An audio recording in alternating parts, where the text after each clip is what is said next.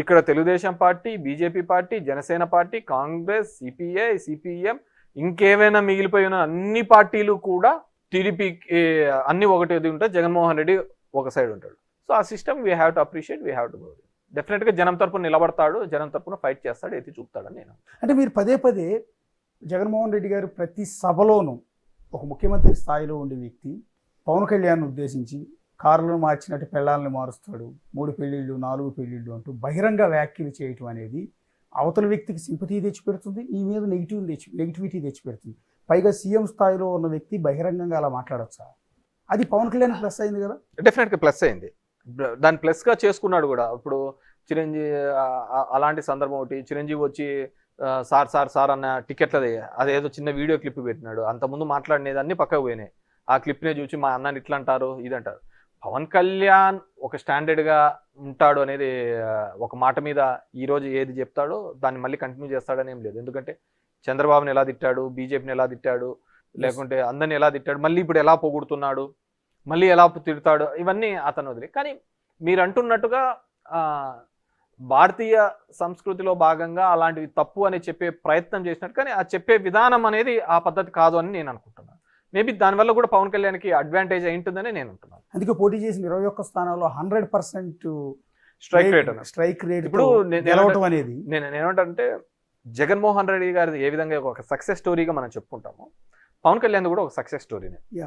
ఎందుకంటే నిలబడిన అన్ని చోట్ల ఓడిపోయి ఒక ఎమ్మెల్యేతో గెలిచి ఆ ఎమ్మెల్యే కూడా పక్కకు పోయి 2 చోట్ల ఓడిపోయి కూడా తిరిగి బౌన్స్ బ్యాక్. సరే అతను ఏదో నా వ్యూహం నాకు ఉంటుందన్నాడు, సరే అతనిలాగా ఎవడు మాట్లాడలేదులే, అంటే కులాల పరంగా కానీ మతాల పరంగా అంత ఓపెన్గా మాట్లాడి నా కులం నాతో ఉండాలా అనే మనం.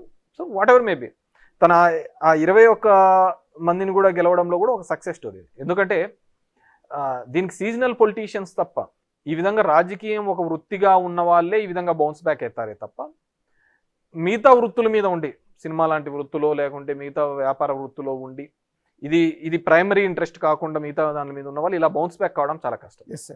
కానీ it's a success story of Pawan Kalyan అని చెప్పుకోవచ్చు. అండ్ ఆ 21 కూడా చాలా స్ట్రాటజికల్గా తీసుకున్నాడు, సక్సెస్ చూపించినాడు. సో భవిష్యత్తులో బేసిక్గా ప్రశ్నిస్తామని పెట్టిన పార్టీ అది పోయింది, తర్వాత ముఖ్యమంత్రి అనే పార్టీ అది వెళ్ళిపోయింది, ఇప్పుడు సపోర్టివ్ పార్టీగా డిప్యూటీ సీఎంగా ఆయన ఉంటున్నాడు. We have to wait and see ఇదే కంటిన్యూ అవుతాడా, మరి ఎలా ఆ సీట్లేకి రావడం. ఇప్పుడైతే నేను లేదు 10 ఏళ్ళుగా చంద్రబాబే ఉండాలని ఆయనే అంటున్నప్పుడు, so we can't expect him in CM seats. వాళ్ళ ఫ్యాన్స్ కానీ వాళ్ళ కమ్యూనిటీ కానీ ఏదైతే మా వాళ్ళలో ఒకడు ఆ ముఖ్యమంత్రి సీట్లో కూర్చోవాలి అని కోరుకున్నారో వాళ్ళది ఇప్పట్లో నెరవేరే కార్యక్రమం కాదు. వాట్ ఎవర్ మేబీ జగన్మోహన్ రెడ్డిని ఓడించడానికైతే ఖచ్చితంగా పవన్ కళ్యాణ్ అనే వ్యక్తి లేకపోతే తెలుగుదేశం అనే పార్టీ ఇప్పటికీ కూడా జగన్మోహన్ రెడ్డిని ఓడించలేదు. 40 సంవత్సరాల Telugu Desam party minus Pawan equal to 0 అంతే, దాంట్లో వేరేది లేదు. భవిష్యత్తులో పవన్ కళ్యాణ్ చంద్రబాబు కలిసి ఇదే విధంగా వెళ్తారనుకుంటున్నారు? అంటే 15 ఏళ్ల పాటు ఉంటామని చెప్తున్నారులే, కానీ రాజకీయ నాయకులు అనే నేను ఇంతకుముందు అన్నప్పుడు కుటుంబంలో ఉన్న వాళ్ళే ఆత్మలు పరమాత్మలు అనే వాళ్ళే వెళ్ళిపోయిన తర్వాత ఈ బాంధవ్యాలు బంధుత్వాలు ఏం కలుస్తాయి? అదే నేను అంటుంది, ఎవరికైనా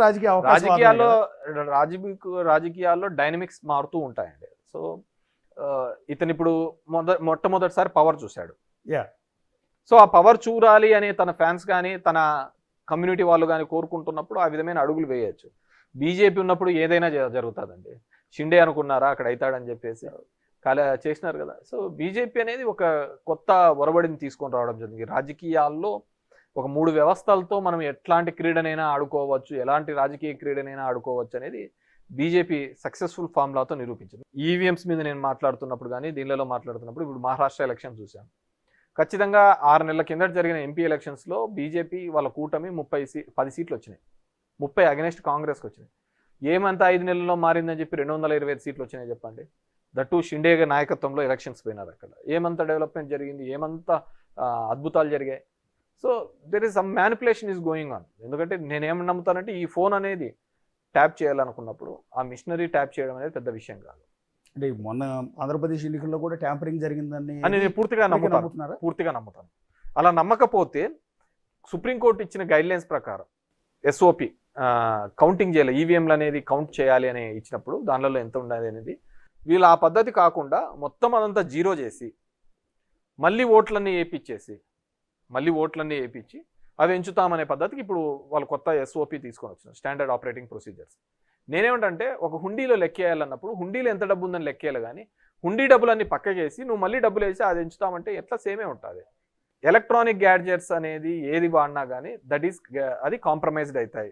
2019లో మీకు 151 వచ్చినప్పుడు కూడా టీడీపీ అదే ఆరోపణ చేసింది. డెఫినెట్ గా Something ఏదో జరిగింది. నేను అప్పటికి మాకు 150 రాని, భవిష్యత్తులో 170 రాని, ఇంకోటి రాని, కానీ ఎలక్ట్రానిక్ మిషనరీతో ఓటింగ్ అనేది జరగకూడదు అనేది నేను ఫమ్గా బిలీవ్ అవుతాను. ఇప్పటికైనా మారాలి. ఎందుకంటే నేను నిన్న కూడా చెప్పాను, ఈ దేశంలో ప్రజాస్వామ్యం అనేది పెద్ద బూతుగా అయింది, ఎలక్షన్స్ అనేది ఒక హేళనగా అయింది.